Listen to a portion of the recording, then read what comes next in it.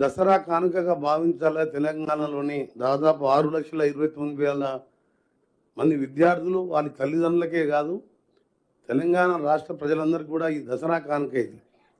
గత 10 మాసాలుగా మేము ఎన్నో పేద సంక్షేమ కార్యక్రమాలు, ఇందిరమ్మ ప్రజా పరిపాలన కార్యక్రమాలు చేస్తున్నా ఈ కార్యక్రమంతో నిజంగా మాకు కూడా ప్రభుత్వంలో ఉండే మంత్రివర్గంలో మన గౌరవ ముఖ్యమంత్రి, గౌరవ డిప్యూటీ సీఎం గారు, మేమంతా మంత్రులుగా మాకు కూడా చాలా సంతోషం కలిగించే వార్త ఇది. 6,29,000 మంది ఒక 1000 స్కూళ్ళలోనే ఇప్పుడే మా గౌరవ పెద్దలు చెప్పిన నేను ఎల్బీనగర్ అక్కడ స్టాఫ్ వచ్చి నా దగ్గర కలిసి 20 రూమ్లలో 700 మంది ఉంటున్నాం సార్, మా పరిస్థితి చెప్పండి, బాత్రూమ్ లేవు, ఆ బిల్డింగ్ ఓనర్ పట్టించుకుంటలేడు, ఇబ్బంది ఉందని చెప్పి ఎంటైర్ స్టాఫ్ పొద్దున్న వచ్చి కలిస్తే నేను రేపు మండే వచ్చి విజిట్ చేస్తాను, టెంపరీ అదనంగా ఇంకొక బిల్డింగ్ తీసుకుందాం, ఈ లోపల మా ప్లాన్ ఒకటి ఉన్నది గవర్నమెంట్ అని. అట్లా నేను నా కాన్ఫిడెన్సే కాదు, నేను ఏ జిల్లాలో ఎక్కడ పోయినా పోయి చూస్తే ప్రతి రూమ్లో 20 మంది, ఒక బాత్రూమ్. అంటే గత 10 సంవత్సరాలుగా 7 లక్షల కోట్లు అప్పు చేసిన కనీసమైన పేద విద్యార్థులు వీళ్ళందరూ కూడా కూలీనాలు చేసుకునే వాళ్ళ పిల్లలు, అంటే కనీసం ఆలోచన కూడా రాలే ఆ ప్రభుత్వానికి. అందుకనే ఈరోజు ఈ కార్యక్రమాన్ని ఒక దాదాపు 5,000 కోట్లు ఎంత ఖర్చు అయినా సరే ఇప్పుడే మా గౌరవనీయులు డిప్యూటీ సీఎం గారు చెప్పారు.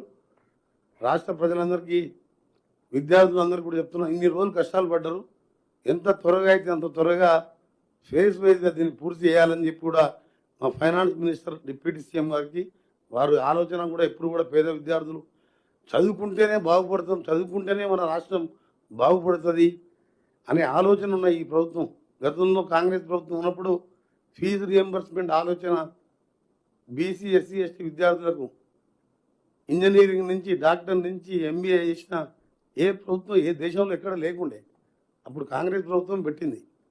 మళ్ళీ ఈరోజు విద్యారంగాన్ని దాదాపు 20,000 కోట్లు బడ్జెట్లో పెట్టి ఇంత మంచి ఇంటర్నేషనల్ స్టాండర్డ్లో స్కూల్ కట్టడానికి అవసరమైన ఫైనాన్స్ ఏర్పాటు చేసిన సీఎం గారికి, డిప్యూటీ సీఎం గారి యాజ్ ఏ క్యాబినెట్ కొలీగ్గా కూడా వాళ్ళకి ధన్యవాదాలు తెలియజేసుకుంటూ, తెలంగాణ ఈ పేద విద్యార్థులకు వాళ్ళ తల్లిదండ్రులకు మీ అందరికీ దసరా శుభాకాంక్షలతో ఒక ఛాలెంజ్గా తీసుకుని నేను పూర్తి చేసుకొని మీ అందరికీ కూడా అన్ని వసతులతో ఏర్పాటు చేస్తున్నాం.